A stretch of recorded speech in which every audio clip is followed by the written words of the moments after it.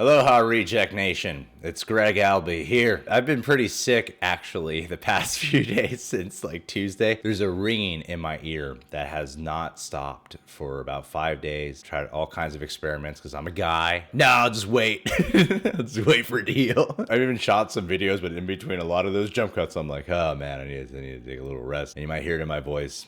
So today I went to urgent care, got some prescription, found I got an ear infection. It's like all this bunch of things going on. Man, that was a painful cleaning out the ear process. Anyway, this is all leading up to, there was one day where I was really sick that I watched the first 4 episodes of Stranger Things season 2. It's pretty cool, man. I'm loving where the show's at. Since I figured I'm just gonna have to rest for a while, I could catch up on Stranger Things the rest of season 2 with you guys, since I'm sure all of you have already seen it. And I'm on episode 5.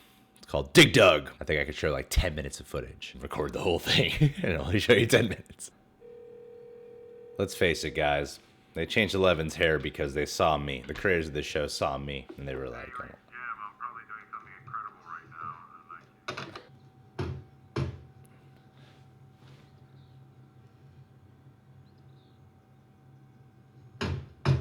Go away, I'm not interested.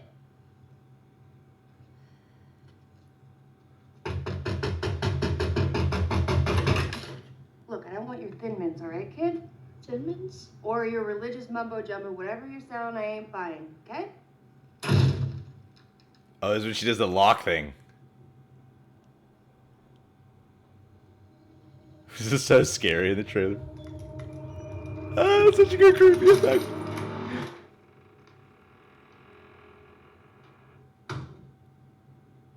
I want to see Mama. Name a way you occupy your time when you're having a boring day at work. Yes, sir.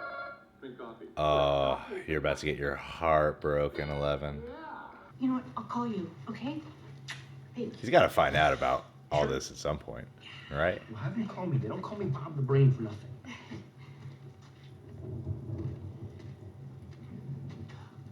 Bob! The brain! That's my name. You know, I do like him. He was kind of annoying at first, but yeah, I do like him.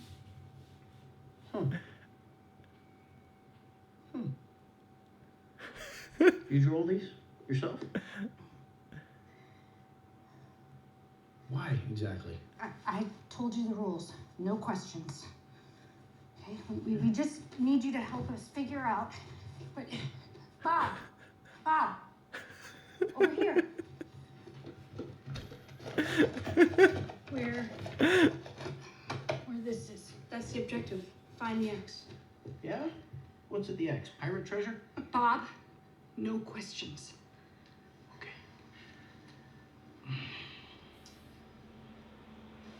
Let me talk to you for just a second. Hang on, guys. Joyce, you can talk to me. You know that, right? Yeah. What's the problem exactly? What's the problem? That's the worst lying I've ever seen. Joyce, Or cover up. Will doesn't look well. You don't look well. What's going on? Nothing. Is this an episode? Is this one of Will's episodes? No. I'm sorry.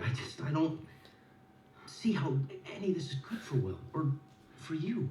And even if I wanted to play along, I mean, how can I figure anything out if I don't understand the context of the game? Or What? What is it? I know that shape. It's Lover's Lake. Bob the Brain! It's Lover's Lake. I get it. Okay, I get it. That's Lake Jordan. And if that's Lake Jordan, then you probably find, yeah, that's Saddler's Quarry. And then if you just follow it naturally, it moves to the Eno River. And there it is. That's the Eno. Do you see it? Okay, so the lines aren't roads. It's a but they map. act like roads. And they act like roads because if you follow them, you'll see they don't go over water. And that's the giveaway. That's the giveaway. Ah! Don't you get it? It's not a puzzle. It's a map. It's a map. It's a map of Hawkins. Whoa. Whoa. All of Hawkins?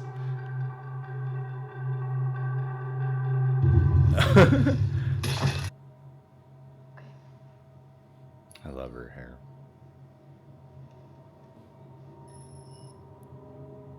Season Oh, 1 yeah. callback. That happens sometimes. Old house, bad wiring. If you ask my crazy Aunt Shirley, it's haunted.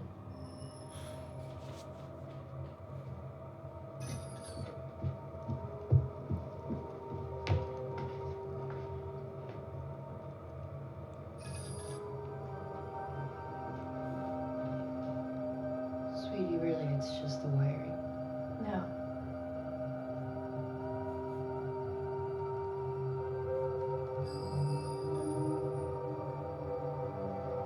It's Mama! I feel like I should have picked up on that a little earlier. It's Mama. Sunflower. Rainbow. Oh! Good reveal. Good. She knows I'm here. Good job, show. Good job, show. Oh, you're gonna do it. You're gonna talk me upside down, aren't you? Let's get that static going. Let's get that static TV going. She wants to talk.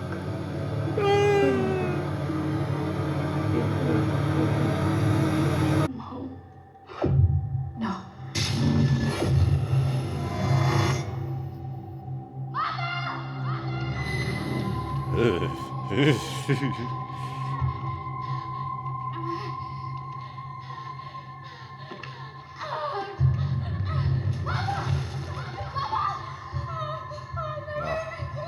Breathe. Breathe. Is she about to see her own birth? Breathe. Just breathe, all right? They're on their way. They're on their way, okay? Stay with us, darling. Stay with us. What a trippy experience to see yourself be born. Your mother's perspective. Oh no. Oh, this guy. I'm sure he still got a nice check for showing up. Oh, this is cool. All the words she was saying are actually a story of everything that went down. Mama origins.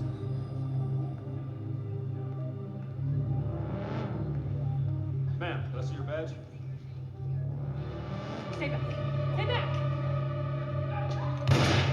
Oh. Dave? Dave? How'd she make it up there?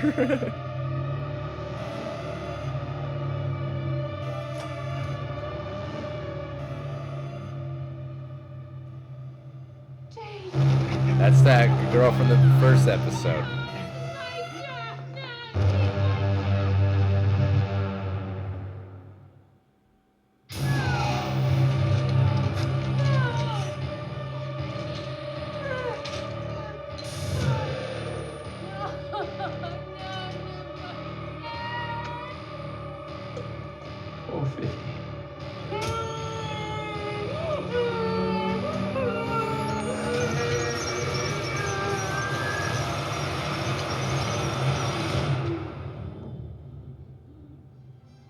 Breathe. They're on their way. Stay with us, darling. Sunflower. 3 to the right, 4 to the left. Rainbow. Oh. 450. Breathe. Sunflower. Rainbow. 450. Her brain could probably never go back to normal. 4 to the left. Sunflower. Rainbow. 3 to the right, 4 to the left. 450. Sunflower. Rainbow. Rainbow. 3 to the right, 4 to the left. 450. 3. Sunflower. That is so sad. That nothing. kind of makes me want to cry a little bit. Are we close? I love David Harbour even more in this season, man, because I feel like season 1 David Harbour would feel like he doesn't really have something to live for. Nah, man, he's got it. Harper, are you okay?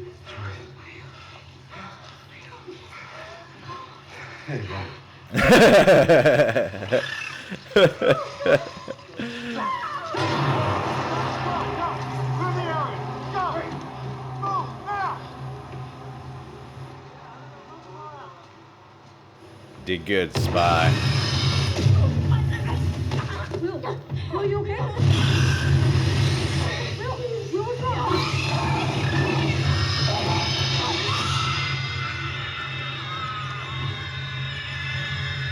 Whoa!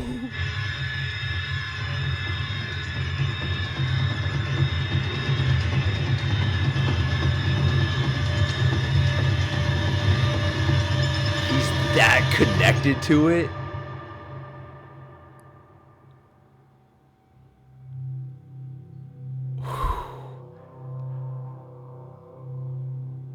Damn. Dude, I'm digging it. I'm digging it. I feel like eventually all these stories have to become fully connected.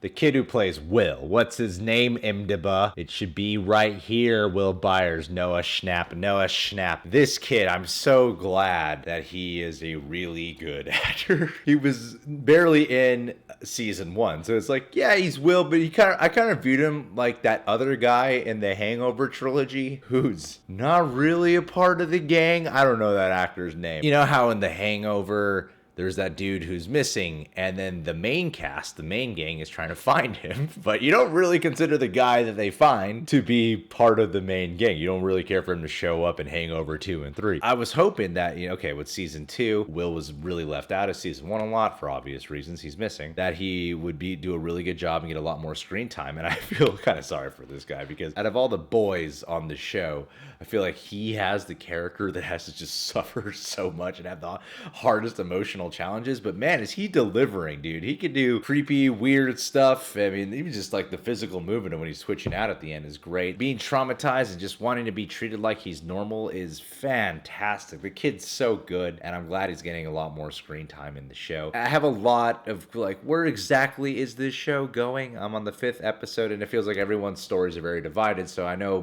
if it's just a good Stranger Things season or any good show, eventually this all comes full circle by the end of the season, or they all eventually become fully connected because, you got Nancy and Jonathan, they're off on their mission trying to take down the man, take down the corporation, and then Dustin and Steve are now dealing with the creature, which name I forgot off the top of my head. That one. Will, Mike, Joyce, Hopper, and now Bob are all dealing with that tunnel situation. So there's just a lot of different stories, and there's even more than that. You got the story with Max. I don't know why exactly Dacre Montgomery's in this show. I don't know who this character is. It's weird because I think Dacre Montgomery is doing a really good job playing him, but I really can't see the purpose that he serves in this show other than this random additional storyline to try to make the inclusion of Max feel more dramatic in a good way. I like the flirty tension between Dustin, Lucas, and Max, but I'm really still unsure how I feel about having Max. I think she's good. She's a good addition, but I don't really care about a lot of these extra side focus that goes on her. It doesn't really seem too significant to me, but who knows? Maybe by the time the show wraps up, it will feel that way. I figure since I haven't been sharing my thoughts on the season, on how I feel about the season so far, share that with you guys first. In terms of this episode, man, a lot has been revealed, and you guys already know what's coming next before I do. So in this episode with Jonathan and Nancy, I'm kind of at a point where I'm like, dude, you guys just cut past the BS and start hooking up with each other already. What's the deal here? Dustin's my favorite one, actually, and he's the funniest one. So he's my favorite one. This mistake that he's made of bringing the whatever into the picture is kind of it kind of gets on my nerves a little bit. I mean, they got the cat killed. I feel like a lot of the kids are making mistakes, and I like that. I like when characters make mistakes. Lucas sharing the big secret with Max, Dusty trying to solve this problem, and teaming up with Steve. I feel like those two together, dynamite chemistry, man. I really feel that. That's gonna be so awesome to see. I'm hoping that the rest of the show progresses with them being side by side for a good amount of it. And then also another storyline that's kind of its own direction is Eleven. Eleven's not really with the gang. She's really doing her own thing right now. Something tells me that she probably won't reunite with the gang until maybe the last episode or second to last episode. Something like that is what I imagine they're doing with her. We're getting like 11 origins in the middle of all this other stuff going on, which is cool because 11 was such a big mystery, and now this time we're explaining her backstory, all this stuff with her mom. Man, that broke my heart when I was watching her go through that broke my heart. I thought like maybe they did some mind trick thing on her and there's a way to bring her back, but if they did all that like lobotomy kind of stuff on her, I don't think there's a way she'd ever come back back to normal. I mean, clearly she has that power. Clearly she has a power like how her daughter does. With that amount of brain damage, that was like, oh, that really was heartbreaking. What I like about it is this first half of the season has really been making me go, where exactly is this show going? And I feel like this has reached a good midpoint of really understanding. Like, this is just a well-structured show with Bob finding out what's going on. Bob was kind of conflicting for me at first, because I'm like, why is this guy why is he always so nice? And now that he's included in the midpoint of the season, great job on the show. It's like, that makes sense. It's the middle of the show. That's when the character would be included. Will, we've really confirmed that he is hyper connected to whatever is going on with the Upside Down, because it looked like he was feeling those burns when that was happening. Because, you know, of course, they're casting Sean Astin in it. He's credited in the titles of the show. Of course, he's going to find out eventually, and I thought that was all handled really well. It just makes you love Bob even more. He seems like the perfect dude to be cast to it. Because he seemed like a stereotype at first. Super nice guy. His name's called Bob Newby. Come on. Just such a sweetheart kind of fella for Joyce, and Joyce is all crazy and traumatized, and she's probably more into Hopper than she is into this Bob guy. But over time, you know, you really get to see this really full-dimensional character, and I really love seeing Sean Astin in this show. That's pretty scary stuff to find out that Mapp was showing the entirety of Hawkins. The show gets so intense. The show gets just way too intense right now, man. The first few episodes have built up a lot of questions, a lot of mystery, and now I feel like we're entering territory of answers and understanding direction of where they were going with certain characters. The only one I'm really like, why is this person in the show is Zachary Montgomery. Only one. I'll probably continue these one day at a time. Some people love to do the Netflix binge, and they do their Riff live streams. I might Riff live stream The Punisher, maybe. I'll be taking these just one day at a time. It's gonna be time to absorb the episode. Anyway, thank you guys for coming in. My name's 11. Subscribe to The Real Rejects, you beautiful bastard. Check out Philip DeFranco's channel. He paid me $5,000 to promote him right now, because he definitely needs the following from this channel.